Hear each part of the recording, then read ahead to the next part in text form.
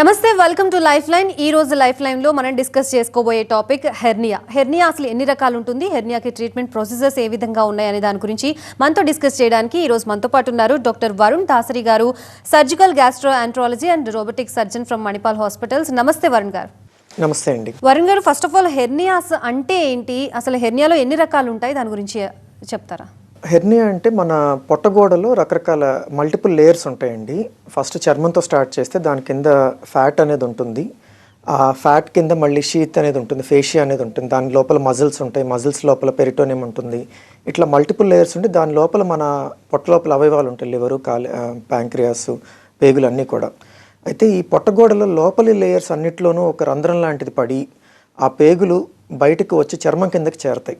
దీన్ని హెర్నియా అంటామండి. హెర్నియాలో కొన్ని రకాలు ఉంటాయి. ఒకటి ప్రైమరీ హెర్నియా, ఇంకోటి incisional hernia or secondary hernia. Primary hernia అంటే మనకి పుట్టుకతోనే దాదాపుగా కొన్ని చోట్ల హోల్ ఉంటుందండి. మనకి గ్రాయిన్ రీజన్లో కానీ, లేకపోతే అంబలికస్ అంటే బొడ్డు దగ్గర కానీ పుట్టుకతోనే కొంతమందికి హోల్తో పుడతారు. దానివల్ల హెర్నియా అనేది వస్తుంది. అది ప్రైమరీ హెర్నియా అంటాం మనం. సెకండరీ హెర్నియా అంటే ఏంటంటే ఇదివరకు ఆపరేషన్ చేసిన దగ్గర కానీ, లేదా ఏదైనా పొట్టకి గట్టి దెబ్బ తగిలి దానివల్ల వచ్చిన డిఫెక్ట్ వల్ల కానీ హెర్నియా రావడాన్ని సెకండరీ హెర్నియా అంటాం. అయితే దీన్ని ఆపరేషన్ తర్వాత, అంటే ఆడవాళ్ళకి సిజేరియన్ ఆపరేషన్ కానీ, ట్యూబెక్టమీ ఆపరేషన్ కానీ, ఇట్లాంటి పొట్ట మీద ఏ ఆపరేషన్ చేసినా సరే ఆ ఆపరేషన్ కోత దగ్గర హెర్నియా వచ్చే అవకాశాలు ఉంటాయి. వాటిని ఇన్సిషనల్ హెర్నియా అంటామండి. సార్, అసలు ఈ హెర్నియాకి చికిత్సా విధానాలు ఏ విధంగా ఉంటాయి, దాని గురించి డీటెయిల్గా చెప్తారా? సో హెర్నియా అనేది ఒకసారి డిటెక్ట్ అయిన తర్వాత యూజువల్గా ఇంకా ఆపరేషన్ తప్ప వేరే మందులేం లేవండి. అంటే మందులతో తగ్గించే జబ్బు కాదు ఇది. హెర్నియా ఒకసారి డిటెక్ట్ అయితే యూజువల్గా మోస్ట్ లైక్లీ సర్జరీ అవసరం అవుతుంది.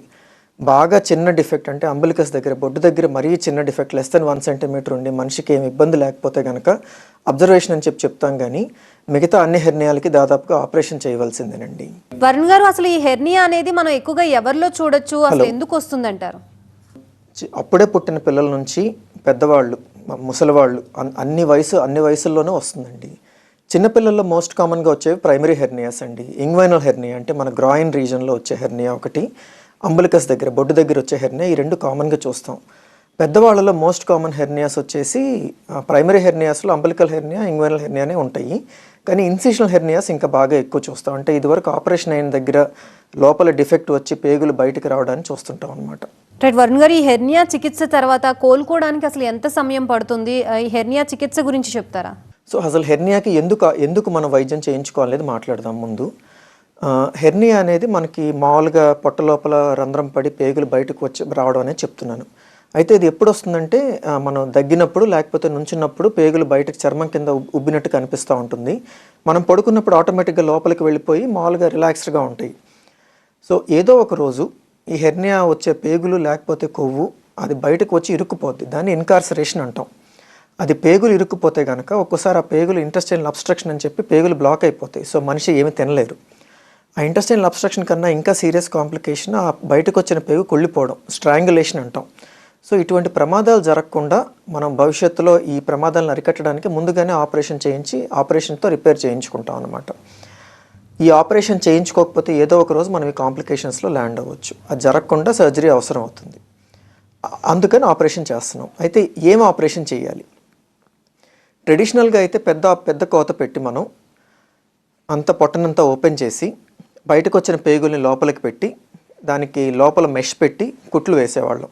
అంటే మెష్ అనేది దాదాపుగా మ్యాండేటరీ అండి. మెష్ రిపేర్ అంటాం దీన్ని.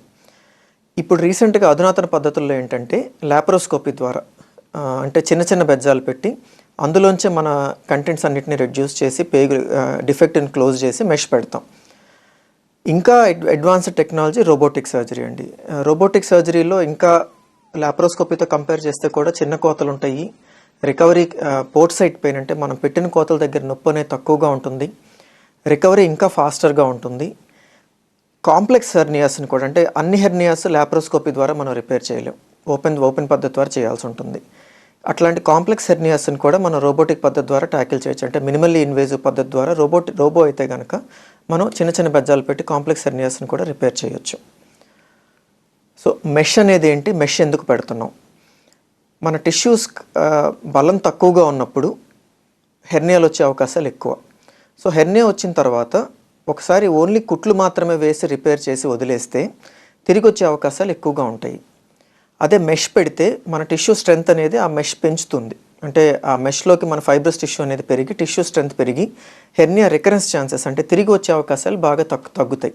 అందుకని మెష్ పెట్టి రిపేర్ చేస్తాం. రైట్ వర్ణు గారు, ఈ హెర్నియాకి సంబంధించి మనం ఐడెంటిఫై చేయాలి అని అంటే మనకి ఎటువంటి సిమ్టమ్స్ అనేవి కనిపిస్తూ ఉంటాయి హ్యూమన్ బాడీలో, అలాగే ఎటువంటి చేంజెస్ ద్వారా మనం దీన్ని ఐడెంటిఫై చేయొచ్చు? మోస్ట్ కామన్ సిమ్టమ్ మాకు పేషెంట్స్ చెప్పేది ఏంటంటే, మనం పైకి లేచి నుంచున్నప్పుడు లేకపోతే దగ్గినప్పుడు ఇక్కడ ఒక చోట వాపు కనిపిస్తుందండి, పడుకున్నప్పుడు వెళ్ళిపోతుంది అని చెప్తారు. అది ఎర్లీ ప్రెజెంటేషన్ అండి, అంటే ఎర్లీగా డిటెక్ట్ చేసినట్టు. అట్లా కాకుండా బయటకు వచ్చి కంటిన్యూస్గా అట్లాగే మిగిలిపోతుంది, ఈ గడ్డ తగ్గట్లేదు, నాకు ఇదివరకు లోపలికి వెళ్ళేది ఇప్పుడు బయట ఇరుక్కుపోతుంది అంటాం, ఇంకొంచెం లేట్గా ప్రజెంట్ అయినట్టు. మనకి బాగా నొప్పి రావడం, అంటే ఆ హెర్నియా డిఫెక్ట్ దగ్గర నొప్పి వచ్చిందంటే మాత్రం మనం కొంచెం ఆలస్యం చేసినట్టు, వీలైన తొందరగా ఇంకా సర్జరీకి వెళ్ళిపోవాలని అర్థం మనం. సో మోస్ట్ కామన్ ప్రెజెంటేషన్ వాపు కనిపించడం, ఇంకా నొప్పి రావడం, ఇది మోస్ట్ కామన్ ప్రెజెంటింగ్ సిమ్టమ్స్ అండి. కోలుకోవడానికి అసలు ఎంత సమయం పడుతుంది? ఇన్ కేసు సర్జరీ చేసిన తర్వాత పర్సన్ అనే వాళ్ళు కోలుకోవడానికి ఎంత టైం పడుతుంది? రికవరీలో తీసుకోవాల్సిన జాగ్రత్తలు ఏ విధంగా తీసుకోవాలి? సో మనం చేసిన ఆపరేషన్ బట్టి ఉంటుందండి. ఓపెన్ సర్జరీ అయితే మనకు కొంచెం రికవరీ అనేది పోస్ట్ ఆప్ పెయిన్ కానీ లేకపోతే రికవరీ టైం కానీ కొంత ప్రొలాంగ్డ్ ఉంటుంది. యూజువల్గా ఒక 1 month వేసుకోవచ్చు. అదే మినిమల్ యాక్సెస్ సర్జరీ అంటే లాప్రోస్కోపీ చేస్తే ఇంకొంచెం క్విక్కర్గా ఉంటుంది. రోబోటిక్ చేస్తే బెస్ట్ పాసిబుల్ రికవరీ అండి. వితిన్ 1 or 2 weeks మనం నార్మల్ స్టేజ్కి వచ్చేస్తాము. అయితే రికవరీ టైంలో మనం తీసుకోవాల్సిన జాగ్రత్తలు ఏంటంటే, మామూలుగా నడవడం, కూర్చోవడం, మెట్లెక్కడం, స్నానం చేయడం, ఇవన్నీ ఆపరేషన్ చేసిన 2వ రోజుకే మొదలు పెట్టేస్తాం. నడవడం అయితే ఆపరేషన్ చేసిన రోజు కానీ నెక్స్ట్ డే కానీ మొదలు పెట్టేస్తాం. బట్ బరువులు ఎత్తడం అంటే 5 kgs దాటింది ఏదైనా సరే బరువులు ఎత్తడం మాత్రం కనీసం ఒక 3 నెలలు అవాయిడ్ చేయాలి. హెవీ స్పోర్ట్స్ అంటే జిమ్లో వెయిట్ లిఫ్టింగ్ కానీ లేకపోతే బాగా ఇంటెన్స్ రన్నింగ్ ఉండే ఎక్సర్సైజ్ అంటే రన్నింగ్ కానీ లేకపోతే ఫుట్బాల్ ఇట్లాంటి క్రికెట్ ఇట్లాంటివి మాత్రం ఒక 3 నెలల దాకా అవాయిడ్ చేయమని చెప్తాం హెర్నియా సర్జరీ చేసిన తర్వాత. ఎవిడెన్స్ పెద్దగా లేకపోయినా సరే హెర్నియా చేసిన ప్రతి పేషెంట్కి కూడా నేను బెల్ట్ అనేది ఒకటి రాస్తానండి. అబ్డామినల్ బైండర్ అంటాం దాన్ని. నడు నొప్పికి ఎట్లయితే ఒక బెల్ట్ పెట్టుకుంటారో అబ్డామిన్కి కూడా ఒక బెల్ట్ లాంటిది ఉంటుంది. సో మనం అన్ని పనులు చేసుకునేటప్పుడు ఎంతో కొంత సపోర్ట్ అనేది ఉంటుంది. సో అబ్డామినల్ బైండర్ అప్లికేషన్ అనేది ఒక జాగ్రత్త చెప్తాను. 3 నెలల పాటు బరువులు ఎత్తొద్దు అనేది ఒకటి చెప్తాను. మిగతా రొటీన్ వర్క్ అంటే మన ఆఫీస్ వర్క్ కానీ లేకపోతే ఇంట్లో పనులు చేసుకోవడం కానీ అన్నీ కూడా మనం వితిన్ 1 to 2 weeks మనం మినిమల్ యాక్సెస్ సర్జరీ తర్వాత చేసుకోవడానికి రెడీగా ఉంటామండి. గారు, ఇట్స్ రిలేటెడ్ టు స్టమక్ కాబట్టి ఫుడ్ డైట్కి సంబంధించి కూడా ఎటువంటి జాగ్రత్తలు తీసుకోవాల్సి వస్తుంది హెర్నియా ట్రీట్మెంట్ తర్వాత? హెర్నియాకి డైట్కి పెద్ద రిలేషన్ ఏం లేదండి. సో ఆపరేషన్ తర్వాత రెగ్యులర్గా నేను చెప్పే అడ్వైజ్ ఏంటంటే, టూ మచ్ స్పైసీగా ఉండేవి తీసుకోవద్దు, కారం మసాలా పులుపు కొంచెం తగ్గించుకొని తీసుకోమని చెప్తాను. ఎందుకంటే మనం ఆల్రెడీ సర్జరీ అనేది బాడీ మీద స్ట్రెస్, యాంటీబయాటిక్స్, మందులు, పెయిన్ కిల్లర్స్, ఇంకా పేగుల మీద కొంచెం స్ట్రెస్ ఉంటుంది. సో దానివల్ల పేగుపోత అనేది వచ్చి పొట్టొబ్బరం, తేపులు ఇట్లాంటి ప్రాబ్లమ్స్ చాలా కామన్గా ఫేస్ చేస్తారు హెర్నియా తర్వాత. దానికి తోడు మన ఆహారంలో కూడా కొంచెం స్పైసీ థింగ్స్ యాడ్ అయితే కనుక ఇంకా ఇబ్బంది పడతారు. అందుకని కారం మసాలా పులుపు కొంచెం కంట్రోల్లో పెట్టుకోమని చెప్తాను. కానీ స్పెసిఫిక్ రెస్ట్రిక్షన్స్ అంటే ఈ ఫలానా ఆహారం తింటే చీము పడుతుంది అనేది ఎట్లాంటిది ఏమి ఉండదండి. మామూలుగా ఇదివరకు ఎట్లా తినేవాళ్ళు అట్లాగే తినమని చెప్తాను. నేనైతే నాన్ వెజ్ కూడా రెస్ట్రిక్షన్ చెప్పనండి. అందులో కొంచెం కారం మసాలాలు లేకుండా చూసుకోమని చెప్తాను అంతే. హెర్నియా తర్వాత సైడ్ ఎఫెక్ట్స్ వచ్చే స్కోప్ ఉంటుంది అని అంటున్నారు. సో దాన్ని ఓవర్కమ్ చేసుకోవడానికి ఎటువంటి జాగ్రత్తలు తీసుకోవాలి? అసలు ఎటువంటి సైడ్ ఎఫెక్ట్స్ వచ్చే అవకాశం ఉంటుంది? రిస్క్ లేని ఆపరేషన్ అనేది ఏది ఉండదండి. ఇందులో కూడా హెర్నియా ఆపరేషన్లో కూడా మనం మెష్ పెట్టినప్పుడు ఎంతో కొంత ప్రాబ్లమ్స్ వచ్చే అవకాశాలు ఉంటాయి. ఏమేమి రావచ్చో ఒకసారి డిస్కస్ చేద్దాం మనం. సో హెర్నియా ఆపరేషన్ అంటే ఆపరేషన్ రిలేటెడ్ బాడీ మీద స్ట్రెస్, హార్ట్, లంగ్స్ అవన్నీ పక్కన పెడితే ఆపరేషన్ స్పెసిఫిక్ సైడ్ ఎఫెక్ట్స్ ఒకసారి చూద్దాం. ఫస్ట్ ఆఫ్ ఆల్ హెర్నియా తిరిగి వచ్చే అవకాశం ఉంటుంది. మనం ఎంత జాగ్రత్తగా చేసినా సరే కొంతమందికి హెర్నియా తిరిగి వస్తుంది. ఆ రికరెన్స్ రేట్ అనేది 1 to 10% depending on the type of hernia. అంటే ఇంగ్వైనల్ హెర్నియా అయితే కనుక చాలా తక్కువ రిస్క్ ఉంటుంది రికరెన్స్కి, తిరిగి వచ్చే అవకాశం. అదే పెద్ద వెంట్రల్ హెర్నియాస్ అంటే పొట్టగోడలో ఇదివరకు ఆపరేషన్ చేసిన తర్వాత లేకపోతే ఒకసారి హెర్నియా ఆపరేషన్ అయిన తర్వాత మళ్ళీ ఇంకోసారి రికరెన్స్ వచ్చి హెర్నియా ఆపరేషన్ చేస్తున్నప్పుడు వీళ్ళకి దాదాపు 10% రికరెన్స్ ఛాన్స్ అనేది ఉంటుంది. మనం తీసుకోగలిగే జాగ్రత్తలు ఆల్రెడీ చెప్పున్నాను నేను. ఈ రికరెన్స్ కాకుండా ఇంకా వేరే కాంప్లికేషన్స్ ఏమేమి రావచ్చు అంటే, మెష్కి చీము పట్టడం. మామూలు కుట్లకు చీము పట్టడం అనేది చిన్న విషయం, కొన్నాళ్ళు డ్రెస్సింగ్స్ చేసుకుంటూ ఉంటే వాటంతట అవే మానిపోతాయి. అయితే హెర్నియా మెష్కి చీము పట్టడం అనేది కొంచెం కాంప్లికేటెడ్ ఇష్యూ. కొన్నాళ్ళు యాంటీబయాటిక్స్ వాడాల్సి ఉంటుంది, తగ్గకపోతే మళ్ళీ ఆపరేషన్ చేసి మెష్ని కూడా తీయాల్సి రావచ్చు. మన మెష్ అనేది ఒక ఫారెన్ సబ్స్టెన్స్. సో పేషెంట్స్ కొంత ఫీలింగ్ చెప్తూ ఉంటారు, లోపల ఏదో గుచ్చుకుంటుంది నాకు అనేది. అది కామన్గా ఉన్నా సరే కొంతమంది మాత్రం మన బాడీలో ఉండే నరాలు ఆ మెష్లో ఇరుక్కుపోయి విపరీతమైన నొప్పి కలుగజేస్తాయి. ఇట్లా మెష్ ఇన్ఫెక్షను, మెష్ వల్ల క్రానిక్ పెయిన్ అంటే సివియర్ పెయిన్ వచ్చే అవకాశాలు మాత్రం లెస్ దెన్ 1% అండి. చాలా చాలా రేర్. బట్ ఈ కాంప్లికేషన్స్ గురించి పేషెంట్కి ముందుగానే ఎక్స్ప్లెయిన్ చేస్తాం. అయితే మనం గుర్తుపెట్టుకోవాల్సింది ఏంటంటే ఈ రిస్క్లు ఉన్నాయి కదా, మరి ఎందుకు ఆపరేషన్ చెప్తున్నారంటే ఆపరేషన్ చేయకపోతే వచ్చే కాంప్లికేషన్స్ ఏంటనేది మనం వివరించాం. సో ఆ కాంప్లికేషన్స్ వచ్చే రిస్క్ ఇంకా ఎక్కువ ఉంది, అందుకని చెప్పి ఆపరేషన్ చేయించుకోమని చెప్పి. హెర్నియా వస్తుంది, దాని తర్వాత సర్జరీ జరుగుతుంది, ఈవెన్ దో అది రిపీట్ అయ్యే ఛాన్సెస్ కూడా ఉంటున్నాయి అని అంటున్నారు. సో అది రిపీట్ అయ్యే ఛాన్సెస్ ఎంతవరకు ఉంటుంది పర్సెంటేజ్? అలాగే సెకండ్ టైం వచ్చిన వాళ్ళకి ట్రీట్మెంట్ సేమ్ ఉంటుందా? ఈ హెర్నియా రికరెన్స్ ఛాన్సెస్ ఇందాక నేను చెప్పినట్లుగా depends on type and size of hernia అండి. ఇంగ్వైనల్ హెర్నియా అనేది చూసుకుంటే మనకి లెస్ దెన్ 1% రికరెన్స్ ఛాన్స్ ఉంటుంది. ఇన్సిషనల్ హెర్నియాస్లోకి వచ్చేసరికి సైజ్ పెరిగే కొద్దీ, అంటే ఎంత సైజ్ ఎక్కువ ఉంటే అంత రికరెన్స్ ఛాన్సెస్ ఎక్కువ ఉంటాయి. దాంతోపాటు రికరెంట్ హెర్నియా అంటే హెర్నియాకి మనం 2వ ఆపరేషన్ 3వ ఆపరేషన్ ఇట్లా చేస్తూ ఉంటే నెక్స్ట్ హెర్నియా సర్జరీలో రికరెన్స్ ఛాన్సెస్ కూడా పెరుగుతూ ఉంటాయి. రికరెన్స్ ఛాన్సెస్ అంటే ఒకసారి హెర్నియా ఆపరేషన్ అయిన తర్వాత మళ్ళీ రికరెన్స్ వచ్చింది అనుకుందాం. సో ఇట్లాంటి పేషెంట్స్ నా దగ్గర కామన్గా వస్తుంటారు. సో వాళ్ళని నేను అడిగే క్వశ్చన్ ఏంటంటే ఫస్ట్ చేసిన హెర్నియా సర్జరీ ఏంటనేది పాత నోట్స్ చూసుకుంటాను నేను. ఫస్ట్ చేసిన సర్జరీలో మెష్ పెట్టారా పెట్టలేదా, అంటే ఓన్లీ కుట్లు వేస్తే కనుక మనకి పెద్ద ఇష్యూ కాదు. ఫస్ట్ చేసిన సర్జరీలో ఒకవేళ మెష్ పెట్టుంటే కనుక అది ఏ ప్లేన్లో పెట్టారు, అంటే అబ్డామినల్లో మల్టిపుల్ లేయర్స్ ఉంటాయని చెప్పాను కదండి. సో మల్టిపుల్ లేయర్స్లో రకరకాల ప్లేసుల్లో పెడతారు. ఆన్లే మెష్ రిపేర్ అని చెప్పి, సబ్లే మెష్ రిపేర్ అని చెప్పి, ఇంట్రాపెరిటోనియల్ రిపేర్ అని చెప్పి ఇట్లా రకరకాల ప్లేసుల్లో పెడతారు మెష్. ఇదివరకు ఏ ప్లేస్లో మెష్ పెట్టారో అది కాకుండా వేరే ప్లేస్లో మెష్ పెట్టడానికి ట్రై చేస్తాం. చిన్నపిల్లల్లో మేల్ అండ్ ఫీమేల్ అందరిలో చూస్తున్నాం అని అంటున్నారు. సో ట్రీట్మెంట్ ప్రొసీజర్ అందరికీ ఒకే విధంగా ఉంటుందా? చిన్నపిల్లల్లో వచ్చే హెర్నియాల్లో యూజువల్గా మెష్ పెట్టమండి, అంటే ప్రైమరీ కుట్లతోనే రిపేర్ చేస్తాం మామూలుగా. ఇంగ్వైనల్ హెర్నియాస్ మోస్ట్ కామన్గా చూస్తుంటాము. అంబలికల్ హెర్నియాస్ అయితే అసలు చిన్నపిల్లల్లో ఒక 4 ఏళ్ల దాకా వెయిట్ చేయమంటారు ఆపరేషన్ చేయకుండా. చాలామందికి వాటంతా అవే సర్దుకుంటాయి. ఇంగ్వైనల్ హెర్నియాకి వచ్చేసరికి ఖచ్చితంగా ఆపరేషన్ అవసరం అవుతుంది చిన్నపిల్లల్లో కూడా. వాళ్ళలో మాత్రం కుట్లతోనే రిపేర్ చేస్తాం. కుట్లతో రిపేర్ చేసిన తర్వాత కూడా రికరెన్స్ ఛాన్సెస్ అంటే చిన్నపిల్లల వరకు, అంటే బిలో 15 ఇయర్స్ వరకు మనకి రికరెన్స్ ఛాన్సెస్ చాలా తక్కువే ఉంటాయి. సో మనం మెష్ అవాయిడ్ చేయొచ్చు. వాళ్ళలో మళ్ళీ ఫ్యూచర్ లైఫ్లో కనుక పొరపాటున హెర్నియా వస్తే అప్పుడు మెష్ పెట్టి రిపేర్ చేస్తాం. సో చిన్నపిల్లల్లో పెద్దవాళ్ళతో ట్రీట్మెంట్లో డిఫరెన్స్ ఇది కొంచెం. హెర్నియా రిలేటెడ్ ఎటువంటి అడ్వాన్స్ టెక్నాలజీ యూజ్ చేస్తున్నారు? అలాగే పేషెంట్స్ పర్సంటేజ్ ఎంత ఉంటుంది హెర్నియా రిలేటెడ్ ప్రాబ్లమ్స్కి? అడ్వాన్స్ టెక్నాలజీస్కి వచ్చేసరికి లేటెస్ట్ థింగ్ ఈజ్ రోబోట్ అండి. రోబోటిక్ సర్జరీలో మనకి ఈవెన్ ల్యాప్రోస్కోపీతో కంపేర్ చేస్తే కూడా సర్జికల్ ప్రెసిషన్, అంటే మనం ఎక్కడ కట్ చేస్తున్నాం, ఏం కట్ చేస్తున్నాం, మనం ఎగ్జాక్ట్గా మనం ఏం చేయాలనుకుంటే అది చేయడం అనేది రోబోట్లో మచ్ బెటర్గా ఉంటుందండి. సో సర్జరీ టైంలో మనకి బ్లీడింగ్ కానీ లేకపోతే ఎడిషనల్ అంటే మనం వెళ్ళాల్సిన చోట కాకుండా వేరే చోటకి వెళ్ళడం కానీ ఇట్లాంటి అవకాశాలు తగ్గిపోతాయి బాగా. సర్జరీలో ప్రెసిషన్ పక్కన పెడితే సర్జరీ తర్వాత పోర్ట్ సైట్ పెయిన్, అంటే మనం చిన్న చిన్న బెజ్జాలు పెట్టి చేస్తున్నాం కదండి, ఆ రంధ్రాల దగ్గర పెయిన్ కూడా రోబోటిక్లో బాగా తక్కువ ఉంటుంది. ఎందుకంటే రోబోట్లో రిమోట్ సెంటరింగ్ టెక్నాలజీ అనేది ఉంటుంది. దానివల్ల మనకి ఆపరేషన్ తర్వాత పోర్ట్ సైట్ పెయిన్ అనేది బాగా తగ్గిపోతుంది. సర్జికల్ ప్రెసిషన్ ఇంప్రూవ్ అవుతుందని ఆల్రెడీ చెప్పాను. అట్లాగే అదే కాకుండా మనకి ఈ ప్రిసైజ్ డిసెక్షన్, అనవసరమైన డిసెక్షన్ చేయకుండా ఉండే అడ్వాంటేజ్ ఉండడం వల్ల ఆపరేషన్ తర్వాత రికవరీ అనేది కూడా రోబోటిక్లో కొంచెం బెటర్గా ఉంటుంది, అంటే ఫాస్టర్గా రికవర్ అవుతారు పేషెంట్స్. రైట్ వరుణ్ గారు, ఈ గాల్ బ్లాడర్ గురించి మాట్లాడుకుంటే దీని యొక్క పనితీరు ఏ విధంగా ఉంటుంది, డీటెయిల్స్ చెప్తారా? గాల్ బ్లాడర్ అనేది ఫస్ట్ ఆఫ్ ఆల్ ఏంటో చూద్దాము. లివర్ కింద ఒక సంచి లాంటి ఆర్గాన్ అండి. దాని ఫంక్షన్ ఏంటంటే లివర్లో బైల్ అనేది, పసరు అనేది లివర్లో ప్రొడ్యూస్ అవుతుంది. అది మనకి ఆహారంలో మనం తినే కొవ్వు పదార్థాల అరుగుదలకి మనకు ఉపయోగం, అది అవసరం ఆ బైల్ అనేది. అయితే మనం తినని టైంలో ఈ పసరు అనేది లివర్ నుంచి కిందకు వచ్చి గాల్ బ్లాడర్లో స్టోర్ అవుతుంది. ఎప్పుడైతే మనం తింటామో మనకి పేగుల్లో కొవ్వు పదార్థాలు, ప్రోటీన్ పదార్థాలు వచ్చినప్పుడు గాల్ బ్లాడర్ స్టిమ్యులేట్ అయ్యి కంట్రాక్ట్ అవుతుంది. ఆ కంట్రాక్ట్ అయినప్పుడు బైల్ అనేది పేగుల్లోకి రిలీజ్ అయ్యి మన ఆహారం అరుగుదలలో తోడ్పడుతుంది. అయితే మనం గుర్తుపెట్టుకోవాల్సింది ఏంటంటే గాల్ బ్లాడర్ ఒక స్టోరేజ్ ఆర్గాన్. బైల్ ప్రొడ్యూస్ అవ్వదు, ఇందులో ఓన్లీ స్టోర్ మాత్రమే అవుతుంది. ఇది గాల్ బ్లాడర్ న్యాచురల్ ఫంక్షన్.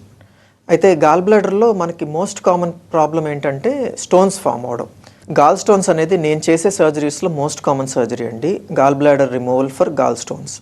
అయితే అసలు ఈ స్టోన్స్ అనేది ఎంతమందిలో ఉంటాయి? మన ఇండియన్ పాపులేషన్లో చూస్తే దాదాపుగా వేరియస్ స్టడీస్ కంపేర్ చేస్తే 5 to 10%, అంటే మన జనాభా మొత్తం మీద కూడా 5-10%కి గాల్ స్టోన్స్ అనేది ఉంటాయండి. అంటే స్కానింగ్ చేసినప్పుడు మాస్టర్ చెకప్ చేయించుకుని స్కానింగ్తో వస్తుంటారు నా దగ్గరికి చాలామంది. మాకు అసలు తెలియదు, మాకేం ఇబ్బంది లేదు, స్టోన్స్ ఉన్నాయని చెప్పి వచ్చింది, ఇప్పుడు మేమేం చేయాలి అని చెప్పి. అయితే ఈ గాల్ బ్లాడర్ స్టోన్స్ అనేది ఒకసారి డిటెక్ట్ అయిన తర్వాత నేను వాళ్ళని ఒకటే అడుగుతాను, మీకు నొప్పి ఉందా? సో నొప్పి అనేది ఎక్కడ వస్తుందంటే గాల్ బ్లాడర్ స్టోన్ వల్ల ఎపిగాస్ట్రియం అంటే సెంటర్ ఆఫ్ ది అబ్డోమెన్ పై భాగం, అంటే చెస్ట్ కింద అనమాట. ఈ ఎపిగాస్ట్రియంలో కానీ రైట్ అప్పర్ క్వాడ్రంట్ అంటే రైట్ సైడ్ రిబ్స్కి జస్ట్ కింద ఈ ఏరియాలో పెయిన్ వస్తే అది గాల్ స్టోన్ రిలేటెడ్ పెయిన్. అట్లా పెయిన్ మొదలైతే అది ఎంత మైల్డ్ పెయిన్ అయినా, అంటే ఎంత కొద్ది నొప్పి అయినా సరే వీలైన తొందరగా గాల్ బ్లాడర్ సర్జరీ అనేది చేయించుకోవాలి మీరు. వరుణ్ గారు, ఎటువంటి స్కాన్స్ ద్వారా మనం గాల్ బ్లాడర్లో స్టోన్స్ ఉన్నాయని ఐడెంటిఫై చేయొచ్చు? గాల్ బ్లాడర్ స్టోన్స్ ఉన్నాయని చెప్పి ఐడెంటిఫై చేయడానికి బెస్ట్ స్కానింగ్ అల్ట్రాసౌండ్ స్కానింగ్ అంటే సింపుల్గా మనకి పొట్ట రుద్ది చూస్తారు కదా స్కానింగ్, అదే బెస్ట్ స్కానింగ్ అండి. సిటీ స్కాన్లో కన్నా కూడా అల్ట్రాసౌండ్ స్కానింగ్లోనే గాల్ స్టోన్స్ అనేది బాగా మనకి డిటెక్ట్ చేయొచ్చు. సో ఈ గాల్ స్టోన్స్ అనేది పిత్తాశయంలో క్యాన్సర్కి కూడా కారణం అవుతాయి అని అంటున్నారు, అది ఎంతవరకు correct? There is a possibility అండి. ఎందుకంటే గాల్ బ్లాడర్ క్యాన్సర్ ఉన్న పేషెంట్స్ని తీసుకుంటే దాదాపు 70-90% వాళ్ళకి ఆ క్యాన్సర్ ఉండే పేషెంట్స్లో ఖచ్చితంగా రాళ్ళు ఉంటాయి. అంటే దాదాపు అందరిలోనూ రాళ్ళు ఉంటాయి. But at the same time gall stones ఉన్న ప్రతి మనిషికి క్యాన్సర్ వస్తుంది అనుకోవడం కూడా కరెక్ట్ కాదు. సో మనం ఒక ఇన్సిడెంటల్ గాల్ బ్లాడర్ క్యాన్సర్ అనేది ఒక ఎంటిటీ ఉంటుందండి. అంటే మనం గాల్ బ్లాడర్ స్టోన్స్ కోసం ఆపరేషన్ చేసిన తర్వాత చేసిన బయాప్సీలో ఇన్సిడెంటల్గా మనకు క్యాన్సర్ అని డిటెక్ట్ అవుతుంది. అట్లా ఆ డిటెక్షన్ రేట్ చూస్తే మనకి అది 1 in 1000. సో గాల్ స్టోన్స్ వచ్చిన తర్వాత కూడా ఆ frequency of incidence of cancer అనేది తక్కువే, బట్ ఆ పాసిబిలిటీ అయితే ఒకటి ఉంది. అంటే గాల్ స్టోన్స్ వల్ల రికరెంట్ ఇన్ఫ్లమేషను, దానివల్ల ఆ సెల్యులర్ రీజనరేషన్ అనేది ఎక్కువగా జరుగుతున్నప్పుడు క్యాన్సర్కి దారితీసే అవకాశాలు అయితే ఉన్నాయి. ఎస్పెషల్లీ స్టోన్ సైజ్ కనుక మోర్ దెన్ 3 centimeters ఉంటే ఇట్లాంటి వాళ్ళలో మాత్రం క్యాన్సర్ రిస్క్ 10 times ఎక్కువ ఉంటుందని చెప్తారు. సో 3 centimeters కన్నా దాటిన స్టోన్స్కి మాత్రం ఖచ్చితంగా ఆపరేషన్ చేయించుకోమని చెప్తాను నేను. ఈ మెజర్మెంట్స్ అనేవి ఏ రకంగా చేస్తూ ఉంటారు? ఎంత లోపు ఉంటే రిస్క్ తక్కువ ఉంటుంది అని అర్థంగా చెప్తారు? ఎగ్జాక్ట్ మెజర్మెంట్స్ అంటే ఇంత సెంటీమీటర్స్ దాటితే క్యాన్సర్ రిస్క్ ఉంటుంది, ఆపరేషన్ చేయించుకోమనే రికమెండేషన్స్ ఎక్కడ లేవండి యాజ్ ఆఫ్ నౌ. బట్ నేను ఇందాక ఒక మాట చెప్పాను కదండి, మోర్ దెన్ 3 centimeters ఉంటే మాత్రం 10 times the risk of general population. అంటే జనరల్ పాపులేషన్లో గాల్ బ్లాడర్ క్యాన్సర్ రిస్క్ ఎంత ఉంటుందో వాళ్ళతో కంపేర్ చేస్తే వీళ్ళకి 10 times హయ్యర్ రిస్క్ ఉంటుంది. సో అందుకని 3 centimeters దాటితే మాత్రం యాజ్ ఆఫ్ నో సర్జరీ చేయించుకోమని రికమెండ్ చేస్తున్నాం అండి. సో వరుణ్ గారు, గాల్ బ్లాడర్ స్టోన్స్ యొక్క లక్షణాలు ఏ విధంగా ఉంటాయి? మోస్ట్ కామన్ సిమ్టమ్ ఇందాక నేను చెప్పినట్టుగా ఎపిగాస్ట్రిక్ పెయిన్, అంటే పొట్ట సెంటర్ పై భాగంలోను రైట్ సైడ్ అప్పర్ క్వాడ్రంట్, అంటే ఈ రైట్ సైడ్ రిబ్స్కి జస్ట్ కింద కానీ లేకపోతే కొంచెం వెనక్కి, ఇంకా రైట్ షోల్డర్ పెయిన్. ఇది మోస్ట్ కామన్ సిమ్టమ్ అండి గాల్ బ్లాడర్ స్టోన్ వల్ల. అయితే నాతో చాలామంది అడిగే క్వశ్చన్ ఏంటంటే వాళ్ళకి సిమ్టమ్స్ ఏమో పేగుపోతకు సంబంధించిన లక్షణాలు ఉంటాయి. అంటే పొట్ట బాగా ఉబ్బరంగా ఉండడం, తేపులు ఎక్కువ రావడం, పొట్టలో గుండెల్లో మంట ఉండడం, అంటే గ్యాస్ట్రోఎసోఫేజల్ రిఫ్లక్స్ డిజీజు, డిస్పెప్సియాకి సంబంధించిన లక్షణాలు మోస్ట్ కామన్గా చెప్తుంటారు నాకు. వాటికి గాల్ స్టోన్స్కి యూజువల్గా సంబంధం లేదండి. ఒకప్పుడు అట్లా గాల్ స్టోన్స్ వల్ల అది కూడా వస్తుందని అనుకునేవాళ్ళు, కానీ ప్రస్తుతానికి ఉన్న మన నాలెడ్జ్ ప్రకారం వాటికి అది డిఫరెంట్ ప్రాబ్లము, ఇది different problem. So most common symptom is pain. అయితే ఈ పెయినే కాకుండా గాల్ బ్లాడర్ స్టోన్స్ వల్ల కాంప్లికేషన్స్ వస్తాయండి. ఈ కాంప్లికేషన్స్ అనేవి ఏమేమి రావచ్చు అంటే ఎక్యూట్ కోల్సిస్టైటిస్, అంటే గాల్ స్టోన్స్ వల్ల గాల్ బ్లాడర్లో ఇన్ఫెక్షన్ రావడం. ఈ ఇన్ఫెక్షన్ వచ్చిన జ్వరం అనేది మొదలవుతుంది. 2, గాల్ బ్లాడర్లోంచి స్టోన్స్ అనేది పక్కన కామన్ బైల్ డక్ట్, అంటే పేగులోకి వెళ్ళే దారి మధ్యలో బ్లాక్ అవుతాయి, కామన్ బైల్ డక్ట్ అనే దానిలోకి. అట్లా బ్లాక్ అయినప్పుడు కామెరులు రావడం, దానివల్ల బ్లడ్లోకి ప్రమాదకరమైన ఇన్ఫెక్షన్ కొలాంజైటిస్ అనేది రావడం జరగచ్చు. అప్పుడు కూడా ఫీవర్ అనేది రావచ్చు. ఇంకో కాంప్లికేషన్ ఏంటంటే ప్యాంక్రియాటైటిస్, అంటే ప్యాంక్రియాస్ అనే గ్రంథిలో వాపు రావడం. ఇది కూడా one of the complications of gall stones. దీనివల్ల కూడా మనకి పెయిన్ బాగా ఎక్కువ రావడం అనేది జరుగుతుంది. డాక్టర్ గారు, మనం ఇది ఎక్కువగా ఎవరిలో చూడొచ్చు? మేల్ ఆర్ ఫీమేల్లో ఎక్కువగా ఎవరికి వస్తూ ఉంటుంది? సో రిస్క్ ఫ్యాక్టర్స్ మనం చూసుకుంటే ఫీమేల్ జెండర్ అనేది డెఫినెట్లీ మోర్ రిస్కీ అండి. ఎందుకంటే ఆడవాళ్ళలో మోర్ కామన్గా చూస్తుంటాం, వయసు పెరిగే కొద్దీ మోర్ కామన్గా చూస్తుంటాం. అంటే చిన్నపిల్లలతో కంపేర్ చేస్తే మనం ఒక్కొక్క డికేడ్ తీసుకుంటే, first decade, second decade, third decade, every డికేడ్లో ఇన్సిడెన్స్ ఆఫ్ గాల్ స్టోన్స్ అనేది పెరుగుతూ ఉంటుందండి. At the same time obesity, అంటే స్థూలకాయం అనేది చాలా సిగ్నిఫికెంట్ రిస్క్ ఫ్యాక్టర్ గాల్ స్టోన్స్కి. సో ఈ గాల్ బ్లాడర్కి సంబంధించి లేటెస్ట్ టెక్నాలజీస్ ఏమేమి అందుబాటులో ఉన్నాయి, అలాగే మణిపాల్ హాస్పిటల్స్లో ఏమేమి ట్రీట్మెంట్స్ అందుబాటులో ఉన్నాయి? మణిపాల్ హాస్పిటల్లో మనకి రోబోటిక్ సర్జరీ అవైలబుల్గా ఉందండి. The best possible surgery that can be done for gall bladder is robotic cholecystectomy అండి. ఎందుకంటే మనకి పోర్ట్ సైడ్ పెయిన్ కానీ, లేకపోతే ఆపరేషన్లో ప్రెసిషన్ కానీ, ఆపరేషన్ తర్వాత రికవరీ కానీ ఏదైనా సరే రోబోటిక్లో బెస్ట్ అంటే robotic surgery is the best thing possible for gall bladder surgery అండి. మణిపాల్ హాస్పిటల్లో ప్రత్యేకమైన అడ్వాంటేజ్ ఇంకా రోబోటిక్లో ఇంకా అడ్వాంటేజ్ చూసుకుంటే మనకి ఇండోసైనిన్ గ్రీన్ అంటే ఫైర్ ఫ్లై మోడ్ అనేది ఒకటి ఉంటుందండి. సో ఒక రకమైన డై ఇంజెక్ట్ చేసి మనం రోబోట్లో ఒక మోడ్ స్విచ్ చేసుకుంటే, ఒక మోడ్ ఆన్ చేసుకుంటే ఆటోమేటిక్గా నాకు ఎనాటమీ అంతా క్రిస్టల్ క్లియర్గా కనిపించేస్తుంది. అంటే గాల్ బ్లాడర్ ఎక్కడుంది, బైల్ డక్ట్ ఎక్కడుంది. సో ఆ బైల్ డక్ట్ ఇంజరీ ఛాన్సెస్ అనేది ప్రివెంట్ చేసే అవకాశాలు, అంటే కాంప్లికేషన్స్ తగ్గించే అవకాశాలు ఉంటాయి. అదే కాకుండా మనకి మణిపాల్ హాస్పిటల్లో ప్లాస్మా స్టెరిలైజేషన్ మెషిన్ అనేది ఉందండి. So best possible sterilisation machine in the world. So laparoscopic especially or robotic సర్జరీకి దాంతో మనం స్టెరిలైజ్ చేస్తే ఇన్ఫెక్షన్స్ అంటే పోర్ట్ సైట్ ఇన్ఫెక్షన్స్ కానీ ఇంట్రాబ్డామినల్ ఇన్ఫెక్షన్స్ కానీ వచ్చే అవకాశాలు లెస్ లైక్లీ అండి. సో ఇవి మణిపాల్ హాస్పిటల్లో మనకున్న specific advantages. So thank you so much Varun Dasari గారు for being here and explaining about all these things. Once again thank you so much. So చూసారు కదా, ఇది ఇవాల్టి లైఫ్ లైన్. మరొక లైఫ్ లైన్తో మళ్ళీ కలుద్దాం. అప్పటి వరకు చూస్తూనే ఉండండి TV9.